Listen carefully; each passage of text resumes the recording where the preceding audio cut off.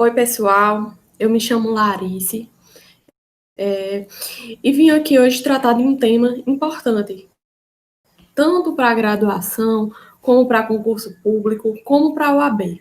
E o que é? É a teoria geral dos direitos fundamentais. Entender, pelo menos os traços dessa teoria geral dos direitos fundamentais, é importantíssimo, porque é aí que você vai entender o porquê da Constituição Federal existir, a função da Constituição Federal. E aí você vai entender aquela base toda. E você vai conseguir responder muitas questões com esse conhecimento. Então vamos lá. Primeiro, antes de tudo, a gente tem que entender o que é direitos humanos e o que são os direitos fundamentais, certo? Então vamos lá. Direitos humanos, eles vão estar sempre numa seara internacional, num plano internacional, supraestatal. Então, por meio de acordos, de tratados e convenções internacionais, esses direitos eles vão ser positivados. E aí se chamam direitos humanos. E quando é que se chama direitos fundamentais? Quando ele é positivado internamente no plano de um certo Estado soberano. Então, por exemplo, o Brasil, ele coloca na sua Constituição o direito à igualdade. Então, é um direito que está positivado internamente em Constituição ou em um documento equivalente. Lembrem-se disso. Pode ser um documento equivalente, nem sempre só a Constituição. Outro ponto importante é entender que muitas doutrinas já vêm entendendo que direitos fundamentais e direitos humanos são a mesma coisa, né? Alguns chamam de direitos humanos fundamentais. Mas aqui a gente trouxe o que a doutrina clássica entende. Essa diferenciação. Mas aí você pode perguntar, e esses direitos, eles não têm um ponto em comum? Claro que tem. A dignidade da pessoa humana e a limitação do poder estatal são pontos em comum. Eles resguardam isso, a dignidade da pessoa humana, e protege, limitando o Estado, fazendo com que o Estado não tenha um abuso de poder sobre esses direitos. E esses tratados e convenções que tratam desses direitos humanos, eles podem vir também a ser positivados na Constituição.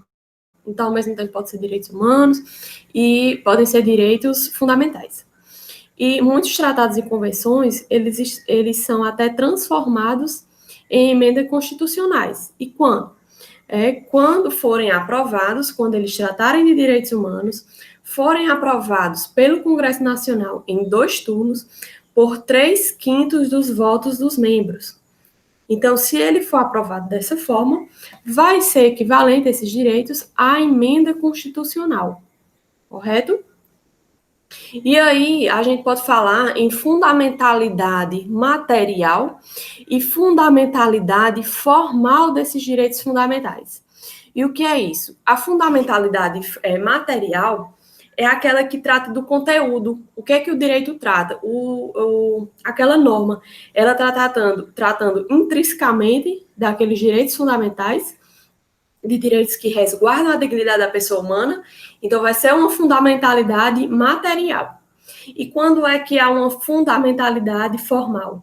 É o tipo de norma que vai trazer esse direito constitucional. De que forma ela vai entrar no ordenamento jurídico. Então, são instrumentos protetivos do indivíduo em face à atuação do Estado, que permite o mínimo necessário para que o direito seja respeitado, para que aquele indivíduo seja respeitado no meio social e tenha condições de vida digna, pelo menos com esse mínimo existencial.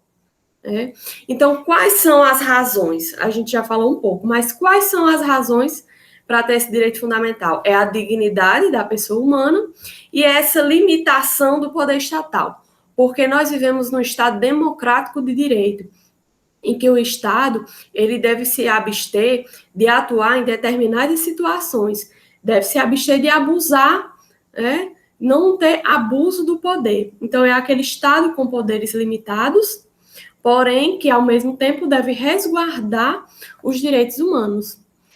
E o que é essa dignidade da pessoa humana? Bonavides, por exemplo, ele diz que é um valor intrínseco de cada pessoa. Então, é uma qualidade intrínseca ao ser humano, que o faz ser merecedor de respeito contra qualquer ato degradativo, correto? E quais são as características desses direitos? Dentre tantas características, nós podemos citar algumas. Por exemplo, relatividade. Nenhum direito fundamental vai ser absoluto, nem mesmo o direito à vida. Vamos citar um exemplo. O direito à propriedade é um direito fundamental. Porém, o indivíduo, dono da propriedade, pode ser desapropriado pelo Estado por questões de interesse público, mesmo havendo a indenização. Mas e aí você percebe que é um direito relativo. Outra coisa importante, direito à vida versus religião. Muitas pessoas podem pensar que a vida é mais importante, que há uma hierarquia de direitos fundamentais. Porém, não há essa hierarquia entre os direitos fundamentais. O direito à vida não é mais importante do que o direito à religião. O que vai haver no caso concreto é o balizamento daquele direito. Qual o direito que deve preponderar naquele caso?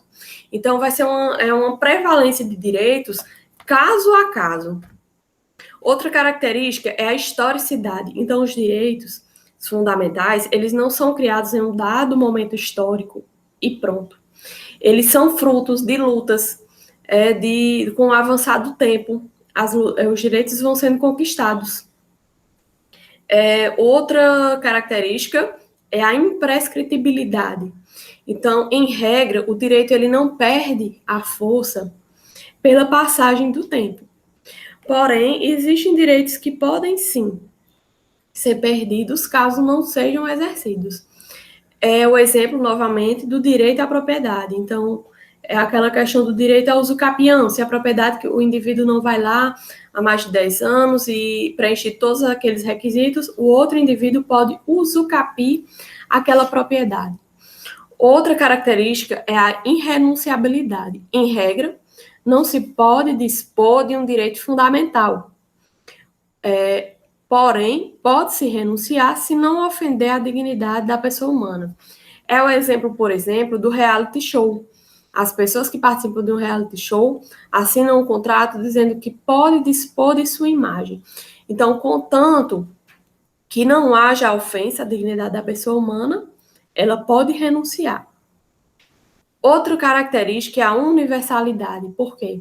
Esses direitos eles são exercidos por todas as pessoas, tanto as pessoas físicas como as jurídicas, porque pessoas jurídicas também têm direitos fundamentais. Sempre se lembrar disso.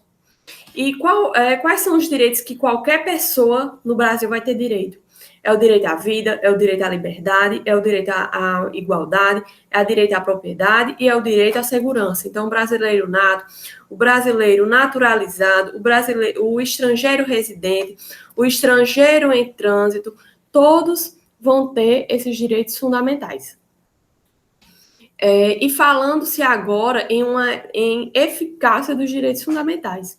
A eficácia ela pode ser vertical, pode ser horizontal e pode ser diagonal. Fala-se em eficácia vertical quando aqueles direitos eles são protegidos face à atuação do Estado. Então, há uma limitação do Estado para que aqueles direitos eles sejam resguardados. E aí se fala em eficácia vertical. A eficácia horizontal é a eficácia entre particulares. Particulares em uma relação jurídica privada. Esse particular deve respeitar o direito desse outro particular. Eficácia horizontal. E ainda tem a eficácia diagonal.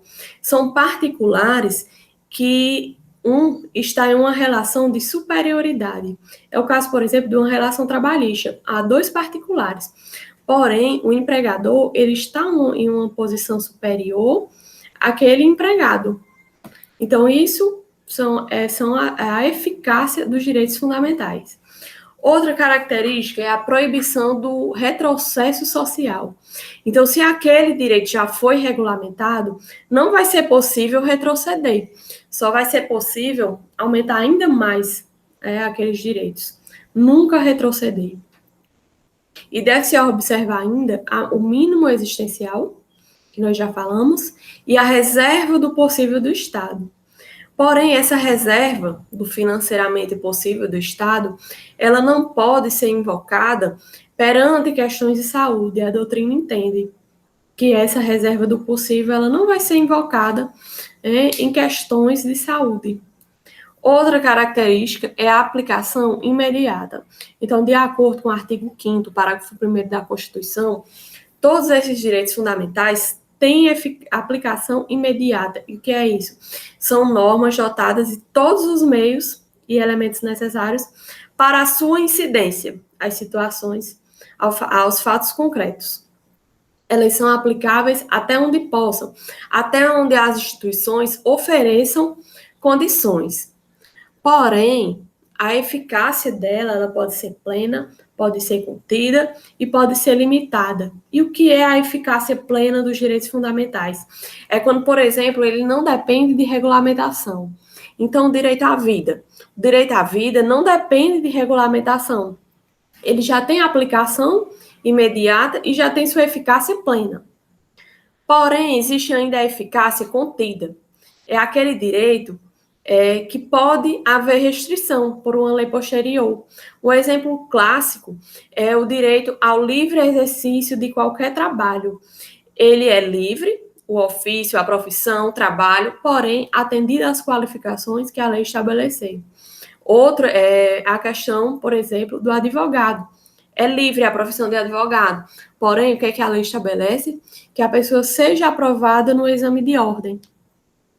E nós temos ainda a eficácia limitada. É aquela que, para produzir efeitos, elas dependem realmente de uma lei que a regulamente, certo? Entendido isso, vamos falar agora das gerações dos direitos fundamentais, gerações ou dimensões. A doutrina mais moderna, ela fala em 5 gerações, em que pese outras doutrinas falarem de forma diferente, em 4 gerações e 6 gerações. Vamos lá. A primeira dimensão ou geração é a das liberdades, dos direitos de liberdades. Então, é aquele conjunto de direitos individuais que possuem um status negativo, pressupõem uma atuação negativa do Estado. O Estado tem que deixar aquele indivíduo, por exemplo, ter o direito à liberdade, não limitar aquela liberdade. Os direitos de segunda geração ou dimensão são os direitos de igualdade, são aqueles direitos sociais, o direito ao trabalho, o direito à previdência social, são prestações que exigem ações proativas do Estado. Aqui o Estado ele tem que atuar, por exemplo, para diminuir a desigualdade social. Qual é o exemplo? Quando ele cria aquele programa Minha Casa Minha Vida, tentando diminuir essas desigualdades sociais. E qual é a terceira geração dos direitos de geração ou dimensão? São os direitos de fraternidade. São aqueles que já passam a proteger a coletividade como um todo. Não, são mais do que grupos, é toda a coletividade humana. Por exemplo, a preservação ao meio ambiente. Todos têm direito ao meio ambiente ecologicamente equilibrado. Então, são direitos de terceira geração. Há ainda o direito de quarta geração ou dimensão. É a chamada globalização dos direitos fundamentais. Então, é o direito à democracia, é o direito ao pluralismo político, são direitos mais modernos, direitos informáticos, direitos genéticos, que estão sendo concretizados hoje, que tem a ver com essa globalização que o mundo vive. E a quinta geração ou dimensão é o direito à paz. Muitos autores colocavam o direito à paz como um direito de terceira geração, mas a maioria entende que ele é tão importante que ele não poderia ser apenas um direito de terceira geração. Então, é importante observar que essas gerações, não há ocorrência de substituição. Não é que uma geração ou dimensão substitua a outra, e sim que haja uma complementação, certo? Então, é isso. Eu espero que eu tenha ajudado, que eu tenha tirado algumas dúvidas importantes acerca de assunto tão relevante para o direito, tão relevante para a prova de concurso, para a prova de OAB e para a sua graduação. Então, boa noite, pessoal.